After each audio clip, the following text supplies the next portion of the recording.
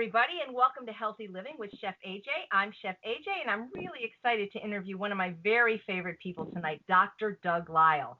Dr. Lisle is the Director of Research for TrueNorth Health Center in Santa Rosa, and he's published numerous articles in the scientific literature. He's the co-author of one of my very favorite books of all time that I recommend to all my clients and students, The Pleasure Trap, and he's in private practice conducting psychotherapy at the TrueNorth Health Center. He's also appeared in the wonderful documentary Forks Over Knives. So please welcome Dr. Lisle. Hi there, everybody. Hey, so I have to ask you, I love the movie Forks Over Knives, but I have to say, and I'm not just saying this because you're my friend, you and Dr. Terry Mason, who I interviewed a few weeks ago, you were my two favorite parts of the whole movie. How did that come about, you even appearing in this documentary?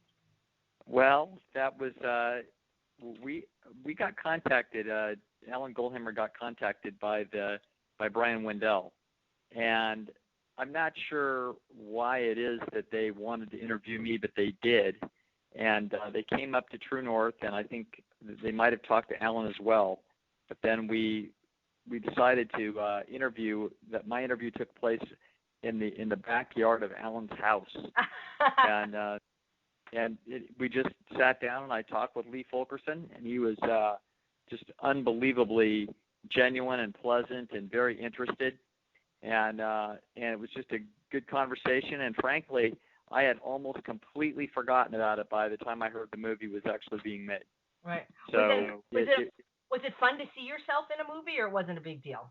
Oh yeah, no, I had a couple friends and my parents, and it was actually showing in downtown Sacramento. At like an art theater, to go in and see yourself in the movies is a pretty cool thing. Yeah, your line about unless you're a male, sex and food. I mean, I saw the movie about 10 times in different screenings, and that always gets the biggest laugh of the whole movie. So. Oh, I'm so happy about that.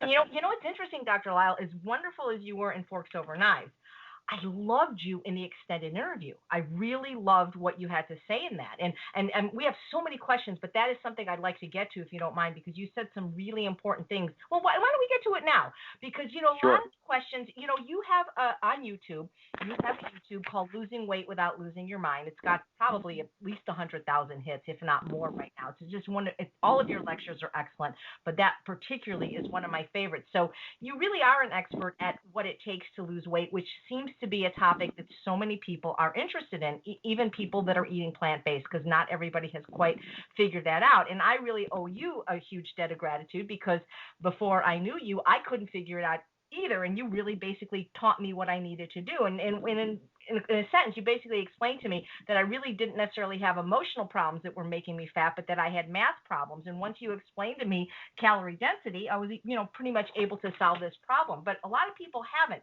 And one of the things, and I'm going to just read what you said because I wrote it down word for word because it's so brilliant. One of the things you said in the extended interviews of Forks Over Knives is that if you are eating food that is hyper concentrated, that's 2 or 3 times more concentrated as it's supposed to be in nature, you will overeat, and you will overeat substantially, and that's the problem of weight control. Portion control is a tragic method to try and deal with this problem. You need to eat foods that are consistent with your natural history. If you do that, you can have as much as you want whenever you want, and there's no calories to be counted. And you're saying that billions and billions of other creatures on the planet have never counted calories and eat as much as they want. And I believe that, and this is what many of us are doing now to solve this problem. And there's so many groups now that are charging a lot of money that are making people weigh and measure their food. I mean, even vegetables, limiting them to 6 ounces and taking their food scales with them to restaurants. And I'm imagining you think that's quite absurd and not necessary. Well, it's actually just,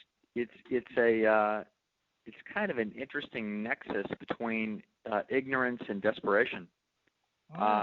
People are desperate to lose weight. The impact on their lives, on their self-esteem is just huge, and they are, they will reach for anything. We always go through waves of some variant of some methamphetamine that is being used. The last big tragedy I remember was fen-phen. But I'm sure there's probably been more since, but I don't pay attention. Whether it's drugs, whether it's surgeries, whatever it is that people do, and then all the dieting things that they do, it's all desperation. Mm-hmm. And it's because they are bumping up against pretty profound ignorance on the part of the so-called experts that are trying to help them. And but the truth of the matter is, you just need to eat. You need to eat natural food. That's the problem.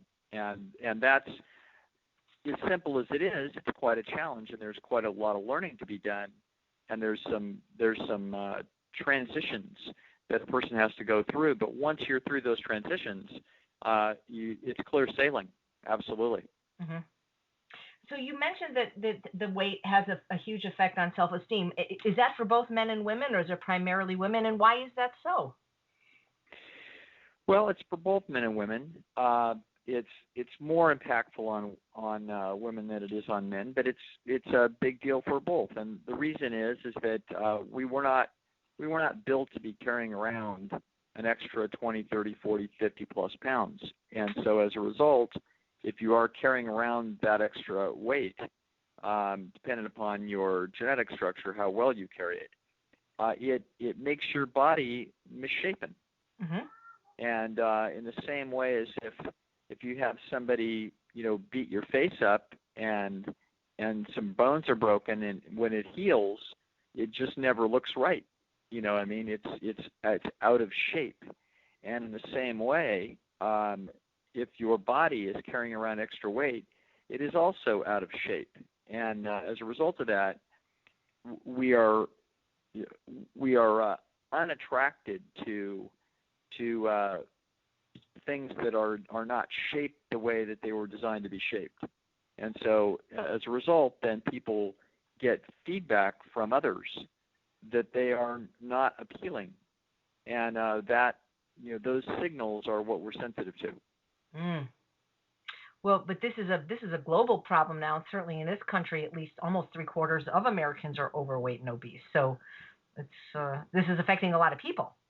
Oh yeah, and it's affecting them in bigger and bigger portions of their lives. It's getting so that it essentially, little kids, everybody can see it coming.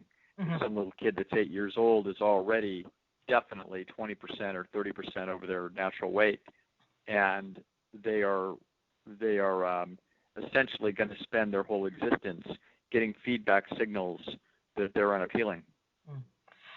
And it's not just an aesthetic thing, because I know there's these associations, national acceptance for fat people, healthy at every size, but it's not just an aesthetic problem. Yeah, it actually mostly is an aesthetic problem. It is mostly an aesthetic problem. Yes, it's mostly an aesthetic problem. The health consequences of being overweight are not nearly what everybody thinks they are. Really? Okay. They're not particularly profound. It's essentially what counts is how did you become to get overweight. Mm-hmm. So if you're someone that's eating, that your main issues are you're eating oil and refined carbohydrates. Mm-hmm. Let's suppose you're kind of a junk food vegan. Sure. And you're 30 pounds overweight. You're quite a bit healthier than the conventional eater who is the same size as you, but they are getting more of their excess calories from meat and dairy products. Interesting. And so, so if you those are, however, so the health issues are not trivial, but they're not as monumental. Everybody sounds the alarm as if this is a big health crisis. Okay. It is not a big health crisis. It's a self-esteem crisis of vast proportions. Yeah. To where, mm-hmm. That is really the root of the great majority of the suffering that people do behind this problem. Correct me if I'm wrong, but in one of your lectures, I believe it was on self-esteem, you said something like the number one predictor of self-esteem in a woman is their weight. Boy, it's funny. I may have said that, and if I did, it's probably because I read it in a credible source, and you're tickling a memory of mine that mm-hmm. I believe that that's true. Normally, I can say, yes, I know exactly who did that research, and I could cite it to you chapter and verse, but I do not remember who specifically did that research, but that sounds about right, AJ. if I said it, I'm kind of one of these people that if I said it, it must be true. Well, what about, because there are some people that take it a little too far, like what about things like eating disorders like anorexia and bulimia? Because one of the questions actually is on that. There's somebody that has binge eating disorder and had a question about how do they stop now they're binge eating healthy foods, and Right. they stopping when full is difficult because we seem to have different sides of the spectrum of this problem. Yeah, I mean, when people have binge eating problems, eating disorders, anorexia is a little bit of its own. It's almost kind of its own animal. It's slightly different and it's rarer. Mm-hmm. Binge eating and bulimia are by far the most common eating disorder that there is, and those are actually quite rational. In other words, the people are behaving quite rationally, except that it's like a calculator that works perfectly, except that it substitutes a 4 for a 7. So you keep getting the wrong answer, even though you keep doing very sensible procedures. People with bulimic or binge eating are actually generally going through the following sequence. They tend to be highly conscientious, and they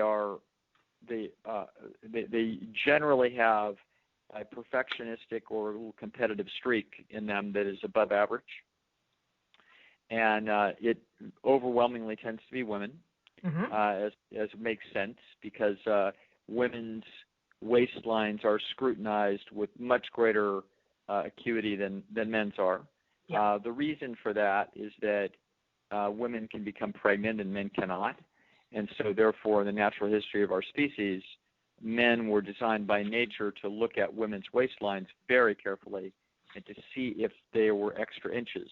And if there were extra inches, then that told them that the women were pregnant, and therefore they would be less sexually attracted to them as a result of that. So don't think about modern men thinking these things through. Think about a glorified baboon that is designed by nature to simply be attracted or not attracted depending upon a given characteristic. Mm-hmm. So human males are designed by nature to be substantially less attracted to females when they gain weight, because the only time they would have ever gained weight in our natural history would have been when they were pregnant. Right. So whereas when men gain weight, they are not stoking a complementary circuit or adaptation inside of women's heads. So mm-hmm. when men gain weight, they don't, quote, look pregnant. Mm-hmm. They just look out of shape. Yeah. Okay? When women gain weight, they both look out of shape and they mimic pregnancy. And so as a result of that, the esteem that men hold for women drops more substantially when the women are overweight than when the men are overweight, and therefore it's no surprise that women are battling this issue with a greater sense of urgency, which now leads us to women having more eating disorders. Mm-hmm. So this is not because women are inherently more insecure or more unstable or have more issues with their mother or anything else, or greater media scrutiny. It has nothing to do with it. It has to do with a very simple fact, and that is that a very high percentage of women have problems with their weight. They have problems with their weight because they're eating foods that are inconsistent with the natural history of our species. Mm-hmm. They are then, if they are highly conscientious, they then realize that the only surefire way to make sure that that does not happen is to not eat. Okay? So they literally tell themselves, I'm not going to eat. And as a result of that, they wake up in the morning and they're like, okay, I'm not going to eat. And the problem is that the longer you go without eating, what will happen is that you're actually reducing the amount of blood sugar that you've got available in the brain. And as that happens, you actually have your willpower being eroded. And so the longer you go without eating, the more and more you have a willpower deficiency. And what willpower actually is it's the ability for the brain to override short-term impulses in favor of long-term best interests. Mm-hmm. So it's actually a fascinating thing when you think about how essentially conceptually elegant this is. If you're an animal that only has enough ability to model nature a few seconds in advance, then you don't have anything called willpower, because you're simply responding with a computation to what you should do instinctually in the next few seconds. Whereas if you're an animal that can plan a year in advance, then what you need to do is you need to think through alternative courses of action and try to optimize a lot of different courses of action that you might take and try to figure out which one is best. But you have to balance short, intermediate, and long-term differentials on all the different alternative courses of action. That means that those short, intermediate, and long-term alternatives need to be weighed carefully against each other. However, that ability to do that, to actually weigh short and long-term impact of a given course of action, that actually requires mental energy to do it, and the mental energy that it requires is glucose. And so it turns out that if you make people concentrate very hard and in trying to override a short-term impulse for a long-term best interest, if you do that, they burn through their mental glucose, and they become much, much more impulsive and short-term directed. So, for example, in a study that was done that required people to, they were in a hotel, and all they had to do was either remember 2 digits or remember 7 digits while they walked to another room in the hotel. And when they walked to that room, when they opened the door, they were offered either, I think, a chocolate cake or some fruit or something like that. If they had been rehearsing 7 digits, they were much more likely to take the chocolate cake. So just that fast, within 2 or 3 minutes of constantly having to cycle through those 7 digits as opposed to 2 digits, required much more glucose. And as that glucose drops, people become much more impulsive. So what should they do? So as a result, what's that? Well, what should they do about it so that they don't choose the chocolate cake? Do you have any suggestions? Well, here's the issue. The issue is we're trying to get to what causes bulimia. Okay. So what causes bulimia is that the person, usually because they have a pretty unusual level of conscientiousness. So you will not find 50th percentile conscientious people that will be bulimic. There are always people that are much more tightly wound and much more determined than that. And so as a result, if they're struggling with their weight, they are really bothered by it. And they are absolutely determined that they are going to fight this thing and that they're going to win. And so what happens is they'll wake up in the morning, usually after having binged the night before, and we'll see why in a minute. They'll wake up in the morning and they'll be determined that they know that today they're going to make some progress. So what they'll do is they won't eat, okay, or they'll eat minimally. And they think that this is the solution because they say, well, I know one thing for sure, if I don't eat, I'm going to lose weight. And so very often they'll be determined to not eat for quite a long time. But they will grind their teeth and not eat, and what happens is as they go through the day, they're going through their glucose storage. And then what's happening is that their hunger drive starts to perk up and starts to signal to them that they should eat. And now they wind up with a classic battle between short-term versus long-term best interest. The nervous system is saying you should go for the short-term and eat something, and the long-term is saying, no, you shouldn't eat anything because we've got 25 pounds to lose. We should start today.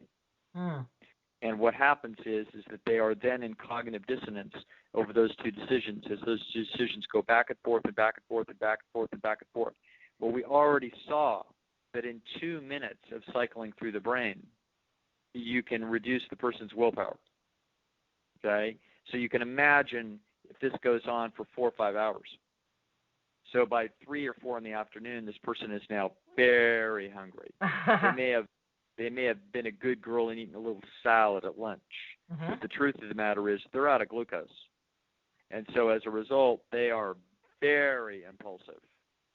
And so now what happens is that they now are drawn to, and it turns out that when you're out of glucose, you are not drawn to salt and savory foods. You are drawn to very sweet foods.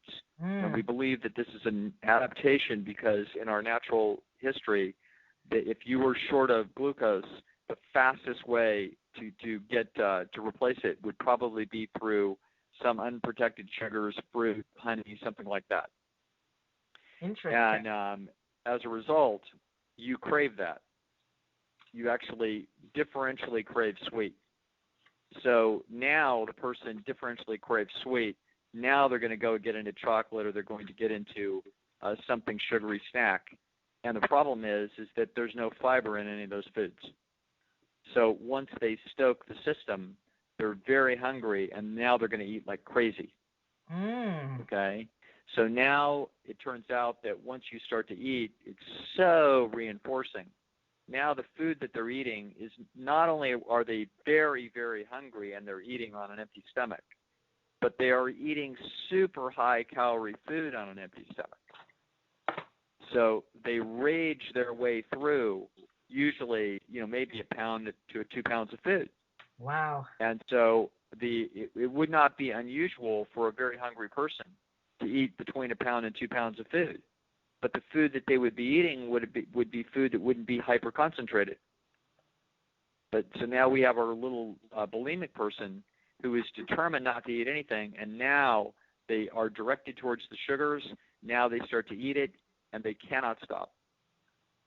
And now they'll swallow 2,000 calories in a matter of 15 minutes. Wow, I've never heard it explained like that. It makes complete sense what you're saying. Yeah, and so the solution for people with eating disorders is that they have to, number one, they have to get really well educated. They need to understand the arguments that McDougall makes in the starch solution. Mm-hmm.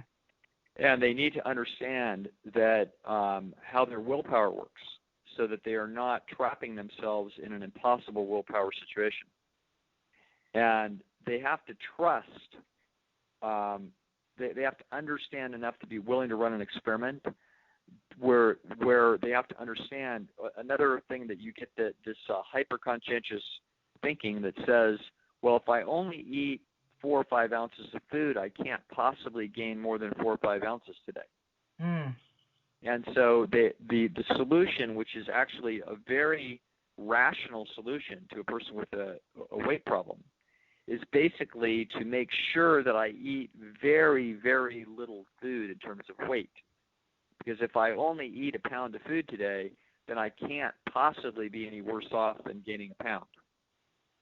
But of course, this is a disaster, because what happens is that in order to satisfy a tremendous caloric demand, that what the person will do is they will eat very, very high calorie food. Wow. Okay, and when they do that, they are eating. They're not getting the big fiber and water that would come with potatoes, rice, beans, corn, etc. And as a result of that, they're very hungry. So they're chronically hungry. When they do eat, they eat very high calorie density foods. And generally what happens is then they eat them by the ton. Mm-hmm. And then they don't eat. And we're back. They can swallow 3,000 calories in half an hour, and then they won't eat, or they'll go throw up. But the bottom line is now they are determined to wake up the next day saying, no, I know what I have to do. I have to not eat today. It becomes like a vicious cycle. Yeah. Oh, it's a tremendous vicious cycle. So the solution is they have to learn that the starches are their friends. Yes. And they have to be willing to trust me on this. And they have to be willing to understand that if they swallow 2 pounds of baked potatoes, that there is no possible way that they can gain 2 pounds. Okay? That the vast majority of those 2 pounds are water. Yep. So that and then after that, it's almost entirely carbohydrate, and there's virtually no fat in a potato. And carbohydrate is very difficult to translate into fat. In other words, any excess carbohydrate that people eat, it's very difficult for the body to turn excess carbohydrates into fat. It's exceedingly easy to turn extra fat into fat. Yep. And so this is, all been well documented by John McDougall in his various places, and it is true. And so we have to quit.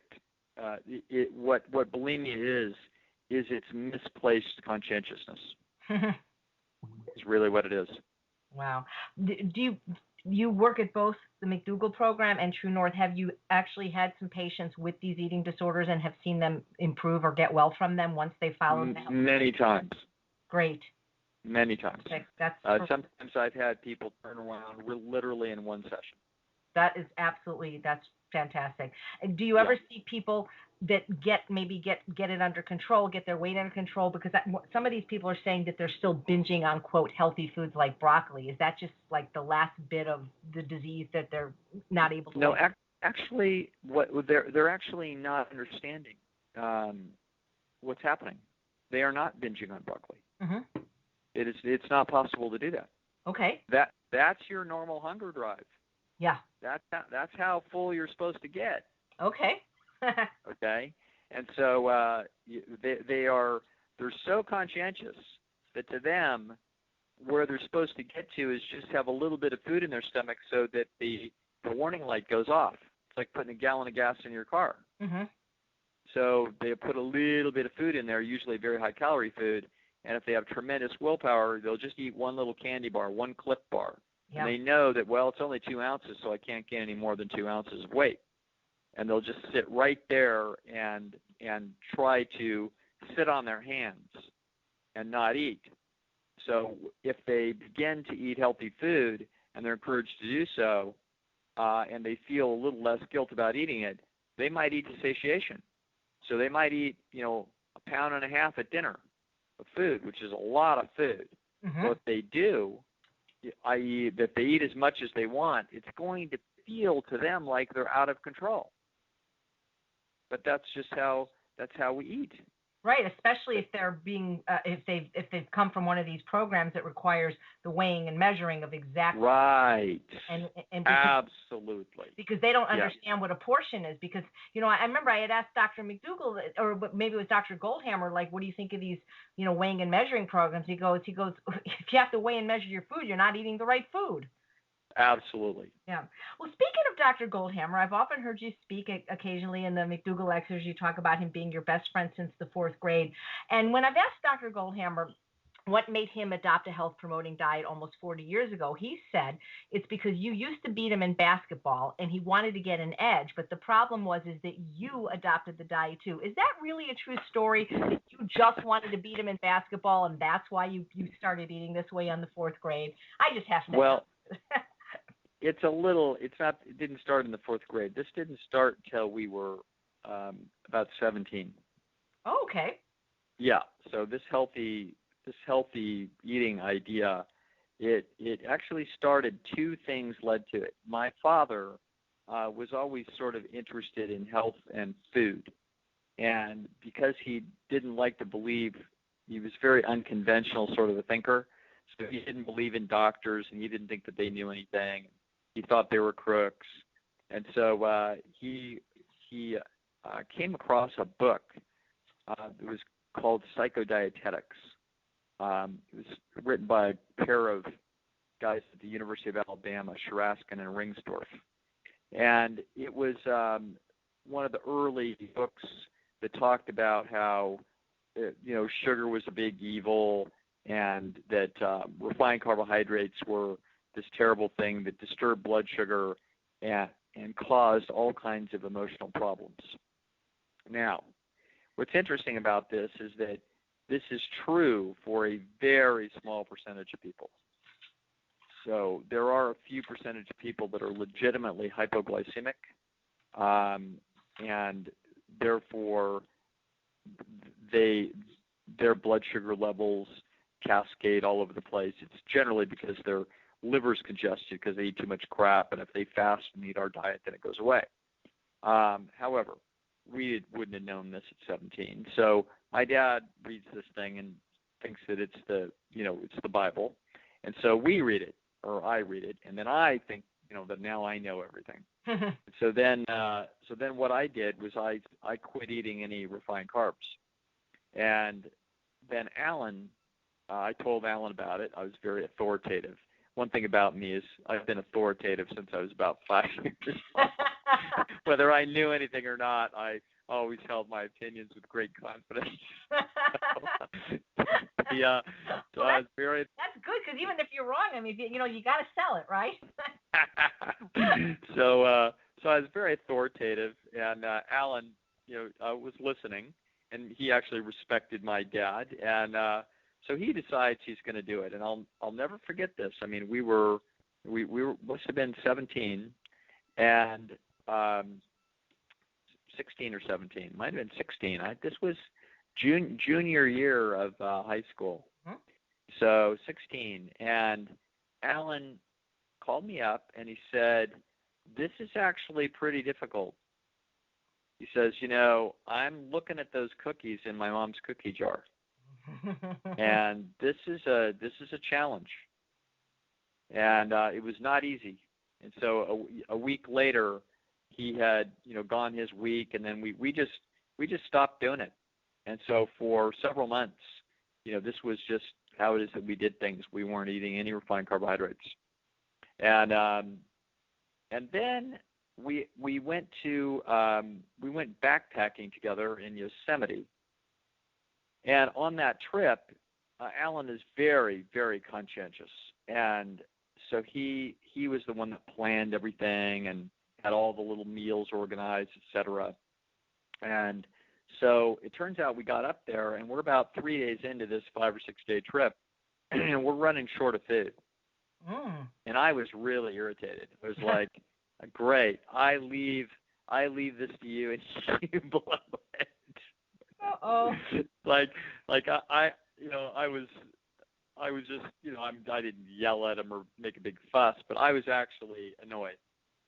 I couldn't believe that what he hadn't figured. He hadn't figured on the altitude, and he hadn't figured on the amount of effort we were putting out, and as a result, he kind of undershot it.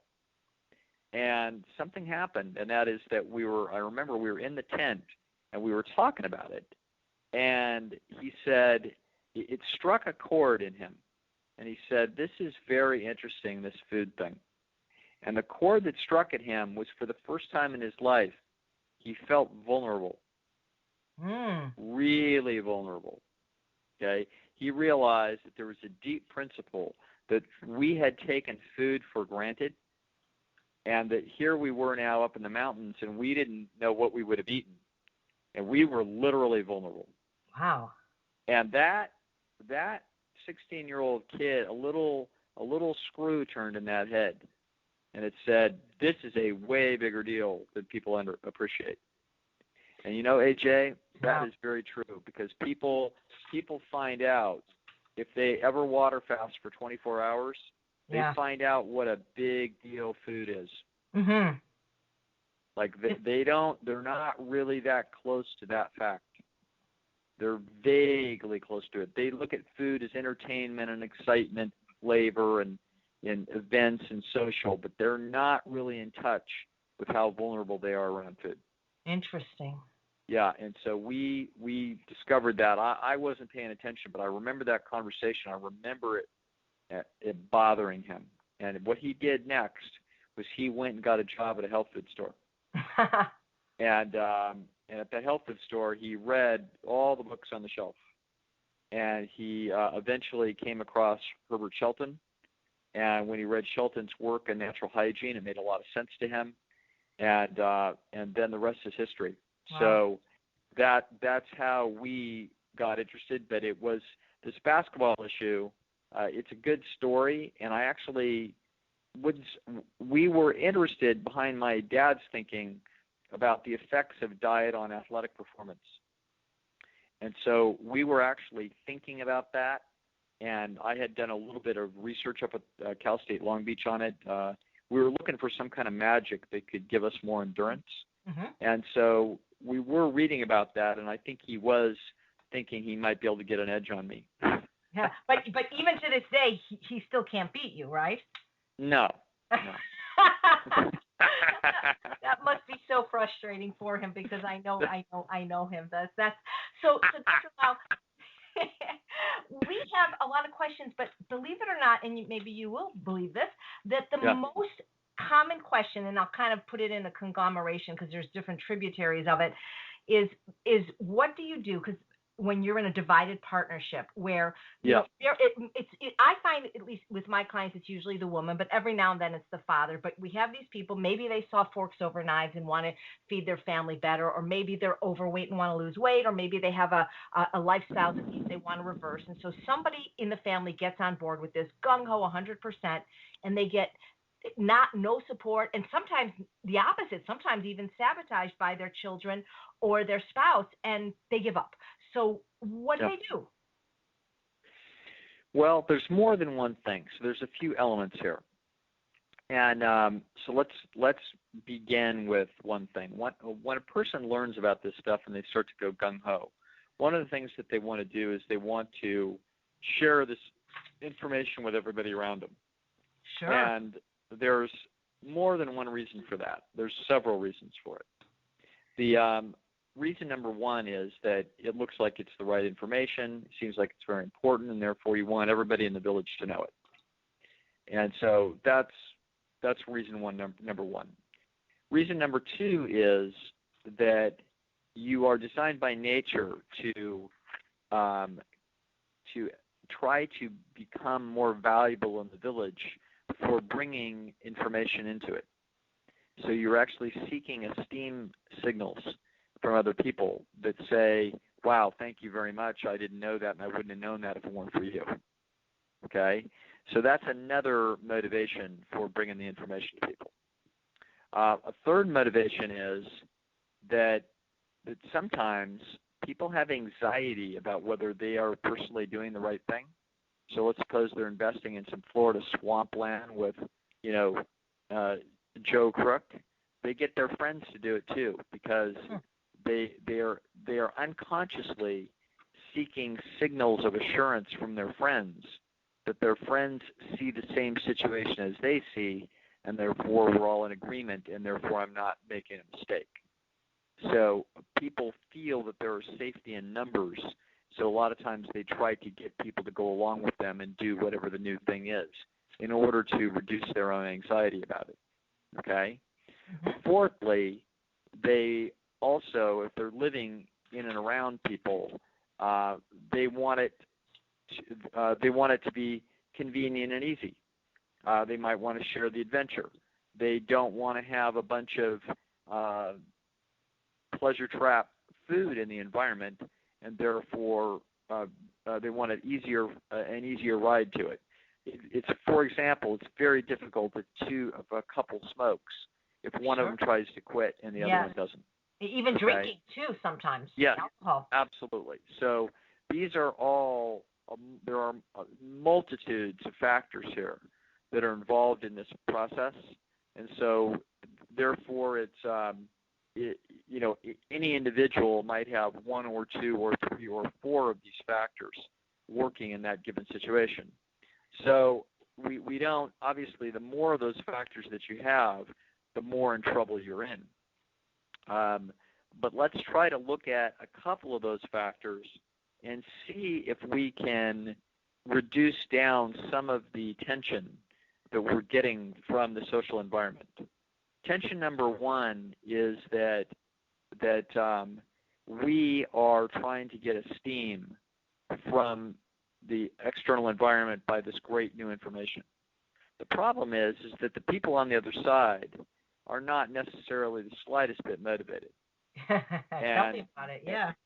Right, and so as a result, now what's happening is that we are saying, hey, look, this is the right way to do something for your health. And they're saying, okay, now you put me in a trap, that if I don't do it, then I'm somebody who is theoretically self-destructive, and I'm being stupid and obstinate, okay? And so as a result, what the person is going to do is they're going to say, I don't believe you. I just think you're wrong. I got an expert over here. They're going to argue with you. That way, they don't have to, if they're not going to get on board, they do not have to concede the fact that they are doing anything self-destructive or unintelligent. Okay?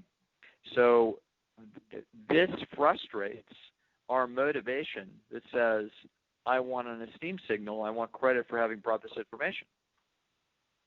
Okay? So the first thing we want to do is we want to let go of the motivation that is seeking the esteem signal. Okay. So basically, our attitude should be, look, I don't know if this is right. Not sure. Who knows? Looks like it makes some sense. I'm going to give it a shot. Okay? The other attitude should be that it's an experiment. And the reason that if we say, no, I'm going to live my life this way, and this is how I'm going to do things, then the other person can feel an anxiety that says, I'm either going to get left behind, this is going to be an ongoing battle, this is, there's going to be, I'm going to wind up getting a bunch of social pressure to change. In other words, there's a lot of baggage that comes along with putting your stake in the ground and saying, this is how I'm going to live my life. Mm-hmm. So instead, we don't do that. We just say, I'm going to run an experiment. Okay? And we pick a date about 4 months out, something like that. If we pick a year out, we say this year, that sounds like it's a bogus claim because it sounds like we're really making a permanent lifestyle change. Yeah. But and if we say 3 weeks, then that's a joke. We're not serious. But if we say, you know what is this? May, June, July, August. I'm going to do this till Labor Day. Okay. Mm-hmm. So if we pick a date about like that, then the person, it gets their attention. It's like, okay. And now under the banner of the experiment, we can actually be very, very tough about standing up to any kind of determined, action on the other person's part to try to derail us. Because we're going to say, oh, come on, why don't you just do this? It's like, hey, I will after my experiment's over. Okay? I'm looking forward to that after my experiment's over. Wow. Okay, so this gives you the moral high ground to not simply be saying, oh, no, I live on a higher plane, I'm better than you, and I never do that. No, that's not what we're going to say. That's what I say. say. Of course, AJ, I understand that. But the point is that if we say instead, I'm just doing this for an experiment. It makes some sense. I think there's something to it. And we can also say, not sure these people are right about everything. And if we do that, then we essentially we dissolve the psychological tension that says, I'm right and you're wrong, my experts are right, and the people that you're going to try to defend yourself with are wrong. We don't do that. We get rid of that tension, and we say, I don't know who's right. This seems reasonable. I'm going to give it a try. Seems like it makes some sense, and I'm going to see what happens. Now, what's interesting about that is that has underneath it, it should cause anxiety in the people on the other side. Because the anxiety is that, oh, my God, you are going to find out that you're right because they know you're right. And if you're successful, you're going to rub it in their face.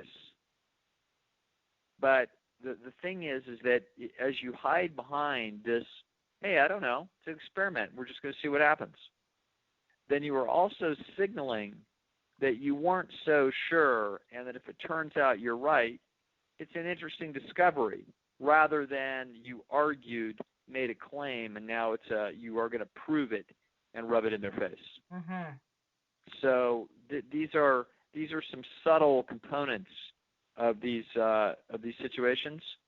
So it's an experiment, and you're not sure that these people that you're reading or listening to are right about everything, and but it makes enough sense for you to give it a shot and see what happens. So that's the position. That's the position we want to be in. And you have a wonderful DVD that people can buy that goes into a little bit more detail about this, I believe, called Getting Along Without Going Along. Yes, I think that's on McDougall. You can get it on the McDougall website. Yeah. It's on. It's actually it's the second. I think I do it. I think it's on the willpower paradox. Yeah, the willpower.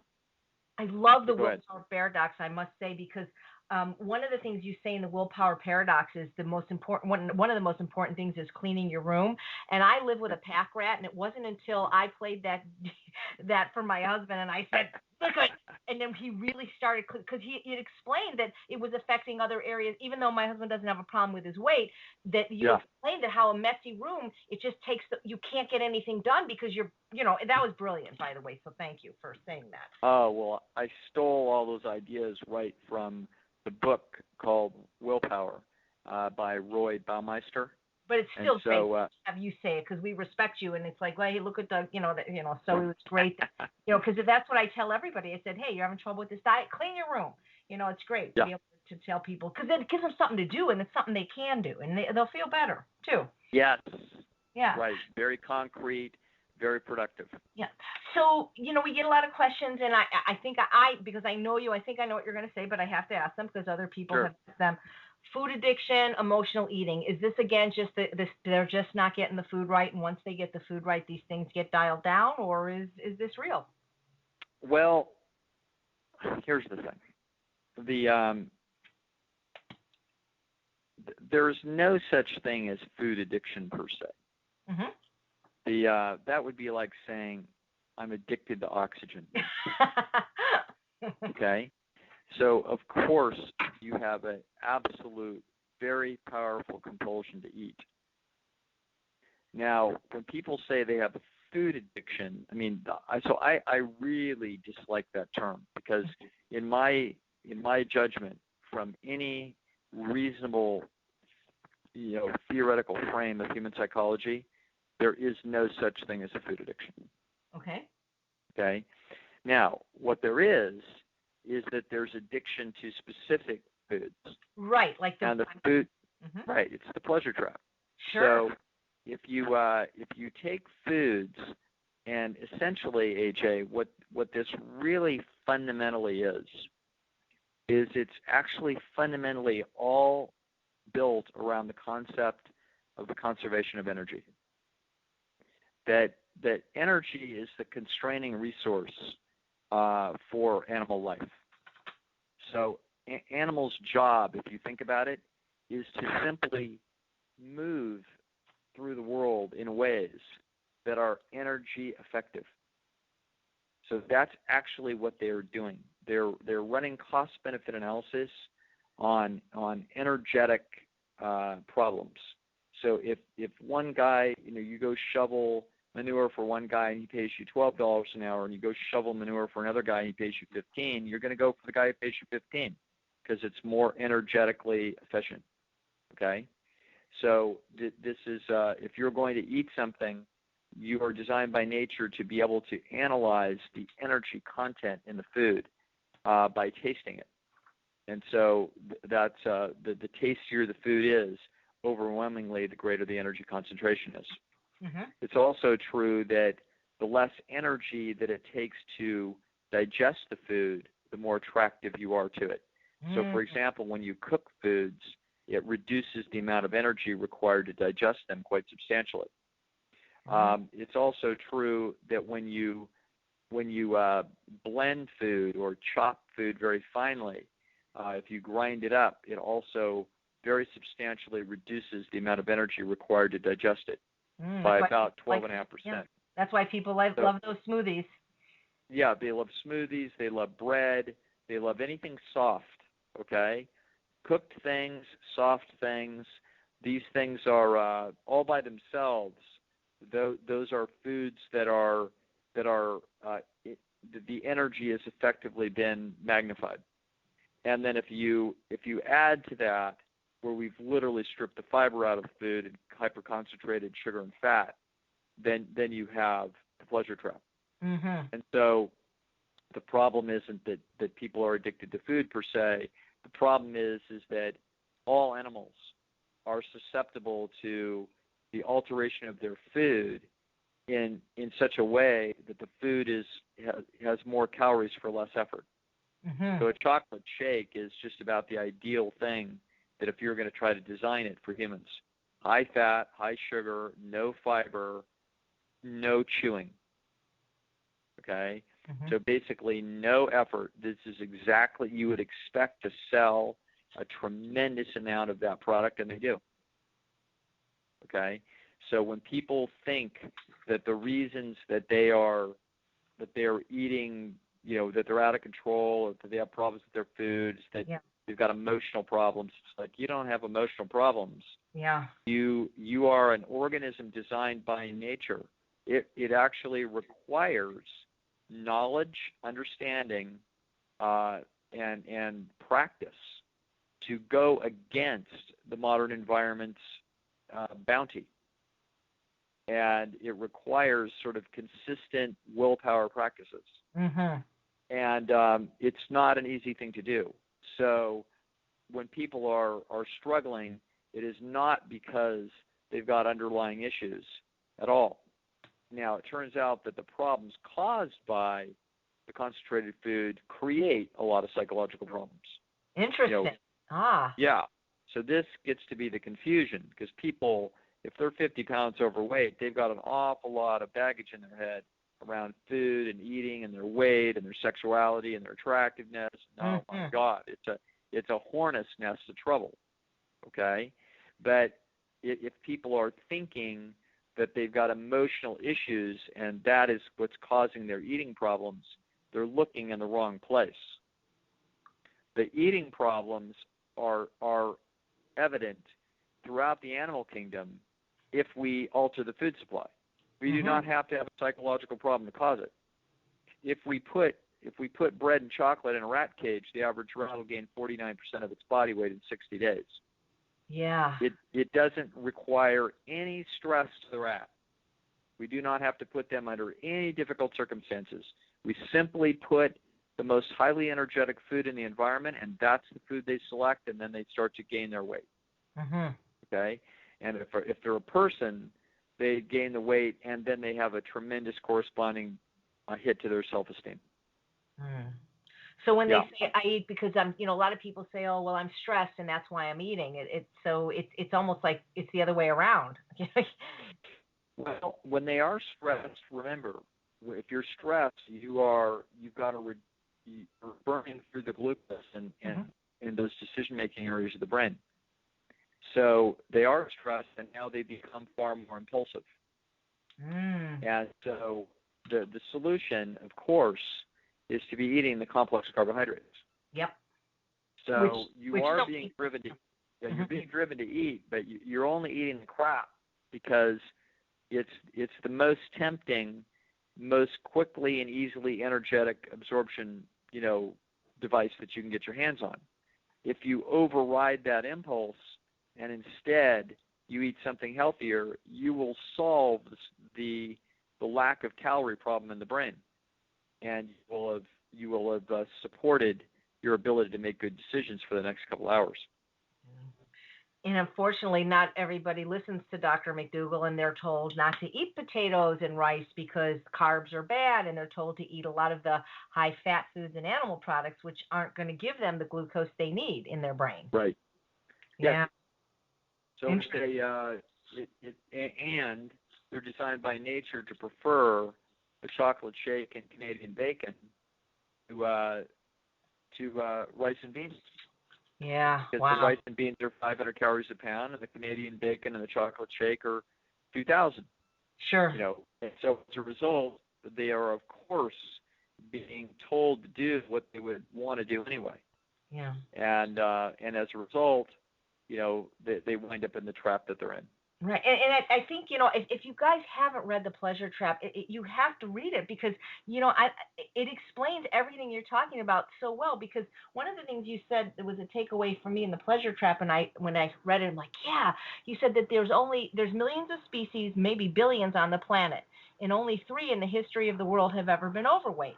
Human beings, domesticated dogs, and domesticated cats, because they're the only 3 that aren't eating the diet consistent with their species' natural history. And if we just go back to eating that, then we solve this problem. Yeah. And that's the thing. Why don't you say what that is, though? Because I know what it is, but what we know what the diet inconsistent with the species' natural history is. It's what Americans are eating most of their calories from. Sure. If you go down produce aisle, you're looking at the food of your natural history. Yeah. So I mean, you're looking at, obviously they've been bred and crossbred and so forth. So they're pretty fancy products now, but they are effectively the diet of your natural history. Yeah. Our ancestors also ate animal food. So anybody that tries to say that isn't true is not educated in the facts. However, the animal foods are in no way necessary, and they are I would say in small amounts they're a bit problematic. In larger amounts they're very problematic. In addition, the animals that you would eat today under any circumstances would not be the animals of our natural history. Mm-hmm. So the healthiest food that you're going to eat is going to be in the produce aisle. And it doesn't have to be in the produce aisle. You can also be eating whole grains and beans and things like that. This is all good. And there's other foods that have had some processing to them that are, it's essentially how much processing has the food had. And the more and more processed it gets, the more problematic it gets. But I would consider, if you can handle gluten, I would consider whole wheat spaghetti with tomato sauce and a bunch of vegetables to be a very good meal. Mm-hmm. So there's processing in there. Is it perfect? No, it's not perfect, but I'd give it a good score. Yeah. It's sort of keeping in mind how far away are we from the underlying natural calories, and we want to be close, and we want to have a lot of whole natural calories in our diet each day. And if we do that, we're not going to have a problem. The system does not have to be fed perfectly. The system was designed by nature to run into occasionally very concentrated food. It would have gotten into some nuts and seeds. It would have gotten into some animal food. So it's actually built to be able to tolerate a fair amount of doses of very high concentrated food. If we stay away from most of those foods and instead occasionally eat some processed whole grains or whatever it is, mm-hmm. this is not going to be a problem. So we don't have to be perfect. We merely need to be good. Mm-hmm. And that means eating most of our food out of the produce aisle. Yep, I agree. Yeah. This is an interesting question from a woman who heard you speak at a McDougall program that inspired her to watch Forks Over Knives. She gave up all animal products, and then her A1C became normal. She avoided all medications. Her question is this: will I ever get to the point of eating mindlessly? I am truly tired of having the planning, purchasing, and preparing of the food consume such a disproportionate amount of my life. I'm retired now and have more time and opportunity for social engagements, but the food thing seems to be hanging over my head. When I accept dinner invitations, my friends get into a total snit, worrying about what to prepare that I can eat. And when we go to restaurants, I often have to work hard to find something that complies with my eating program. I have always struggled with organized religion, and I find myself feeling that my vegan eating program is becoming a religion I may not be able to sustain except in isolation. I think this is a very good question because I hear variations of this or parts of this from other people as well. Yeah, I have several different reactions to this, and I would say everybody's personal circumstances are highly individual, and so it has to be. So what I have to say is not a one-size-fits-all perspective. There is a fluidity and a tolerance to what it is that I'm going to say. First of all, I would say that I hear where she's coming from. I eat in restaurants a fair amount, and I do not struggle. And so it depends upon where she's located. If she's in Des Moines, Iowa, then this could be a problem, I suppose. But I can eat Asian food, and I can eat Italian food, and I can eat Mexican food. And when I eat those three types of food, I can actually even go, and I have gone into absolute, a steak place with people. And when I've done that, what I'll do is I'll order their vegetables and baked potatoes and a salad and be totally fine. So I actually think that some of this has to do with experience in this, and the other thing that it has to do with is also how perfectionistic a person is. Mm-hmm. If you do much socializing and much eating out at restaurants, then you are not going to be, getting a high A in healthful eating. You can still get a low A in healthful eating, which is kind of what I do. And I accept my low A, my sort of 93 score, and call it good. And I'm not worried about it. And so these are these individual differences in how motivated we are. So she sounds like someone who is not someone who is super at home in the kitchen and really gets into the cooking and all that. This is a burden for her, and there's stresses involved, and it seems to be a hassle. Mm-hmm. So I also would have to say that it sounds like we're also looking at someone who is working their way up the learning curve. This does not have to be, it really isn't that difficult. The cooking that I do, it occurred to me I had someone who knows a lot about cooking actually listen to me, cross-examine me about my own cooking. And at the end of the 5-minute cross-examination, she proceeded to tell me that all I really knew how to do is boil water. And I laughed. I had never thought about it. Oh, I cook oatmeal, which is boiling water. Sure. I steam vegetables, which is boiling water. Boiling water. And I cook pasta, which is boiling water. And I cook rice, which is boiling water. Okay. You're very good at it too. So this is all I really ever learned to do. I really never learned anything about how to make sauces or what goes with. I never learned anything. I just have a few things that I cook, and that's that. Mm-hmm. Now, I have to say that I do not believe that the learning curve for me expanding my repertoire would be that great. I don't think it'd be that tough. And so I'm a little bit. This circles back to my story with Alan and I on the backpacking trip, and it was there that the penny fell for Alan, and he realized that food was an overwhelmingly central feature of human motivation. And I would say this, and that is that, it is a big deal, okay? If it requires for you to be a little bit more elegant in your food in order for you to be pleased with it, then no surprise that it may take you some time to do it. And I feel like, hey, this is the most fundamental, central thing that an animal does, is it goes and gets food. So if it's taking you 90 minutes a day to prepare your food and to do a really good job of it, so be it.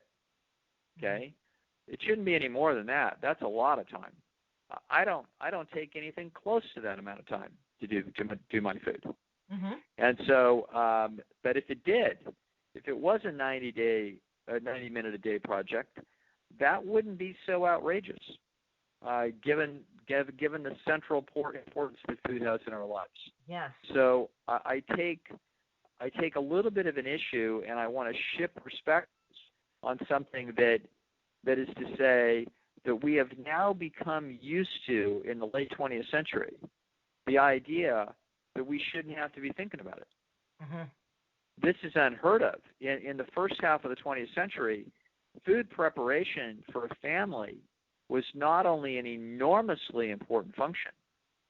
There were no alternatives because nobody's going to restaurants at all. There aren't any restaurants. Right. Okay? And they couldn't afford it because 50% of the income of the average family's income in the early 20th century, the first quarter of the century, was for food. 50%. That's okay? Crazy. Yeah. And this is not. There are no restaurants. Nobody ever goes to a restaurant. This is flour and sugar and salt and basic food. Like that's how expensive food has historically been. And in fact, that is consistent with the animal kingdom, that you will actually find that animals will spend 50% of their time searching for food. Okay? So it is now true only by the blessings of modern civilization can we say, oh, guess what? If I want to do a really superb job on my food, I'm going to spend 90 minutes a day in my comfortable kitchen, making food so that I have this bounty of diverse, super healthy food that tastes great. Mm-hmm. Wow. That is not an inordinate price to be paying for that kind of opportunity. Yeah. So I think a little perspective here. Obviously, the person is also talking about some social issues with friends, mm-hmm. and I would defer people to my video, the Willpower Paradox, the second lecture, Getting Along Without Going Along. Yes. This does not have to be difficult. Right. It doesn't have to be difficult for your friends. You just have to have the right things to say, and we have to be signaling that we are not looking down on them, and we have to signal that we're agreeable, but we're firm on what it is that we do, and that, hey, you know what I mean? We're not prescribing for anybody else, but this is just this wacky thing that we do. Yeah, it seems to be working for us. Seems to be working for me, and I'm going to keep trying it. We'll see what happens. I'm not sure that these guys are right about everything, but I'm just going to keep doing it till Christmas and see what happens. Right. That's great. Dr. Laude, do you have time for one more question? I know we went a little over. Do. Oh, thank you so much. I feel like if I don't get to everybody's question, So this young lady writes, well, maybe she's not young, I don't know, but it's a lady. She says, some of us folks coming from the standard American diet are having an adjustment period that can feel tormenting at times, feelings of hunger, pains, dizziness, confusion as to what our body needs in terms of food. I can go weeks just fine, and then I relapse. So I guess the question is that always the case when you're coming off these, what I think of are highly toxic foods, and is this pretty normal to feel that way and then relapse and then maybe get back on the horse again? And, you have a lot of experience with this because, you've been working at both TrueNorth and McDougall for quite a while. So I'm sure you see similar type experiences. It's actually funny that this has always confused me.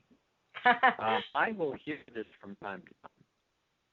Yeah, it never makes any sense to me. But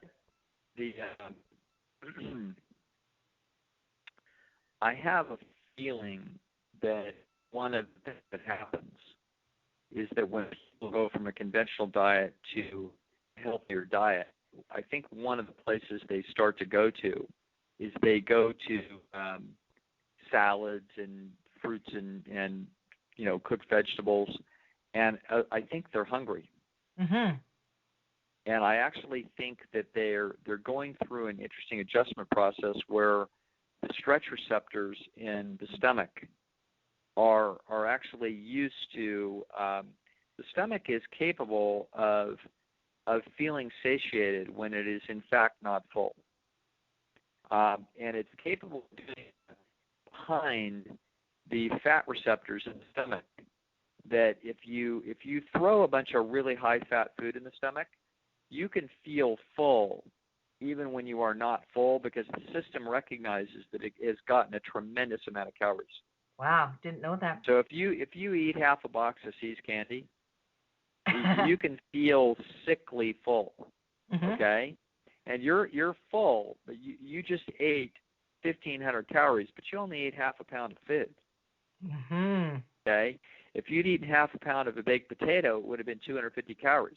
Yeah. So you just ate 6 times as many calories in the same space. Okay?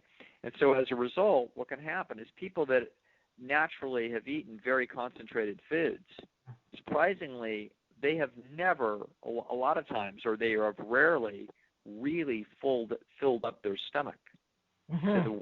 to the place where the stomach is actually designed by nature to fill.